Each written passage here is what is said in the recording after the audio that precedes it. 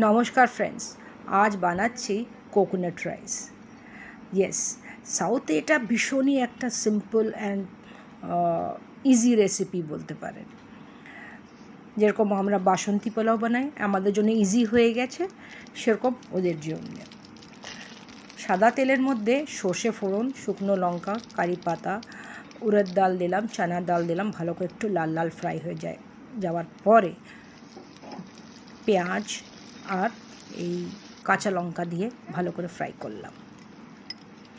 যখন পেঁয়াজটা একটু লাল লাল হয়ে যাবে, আমি দেব আদা আর হিং। তারপরে আমাদের মেন ইনগ্রিডিয়েন্টসটা কি?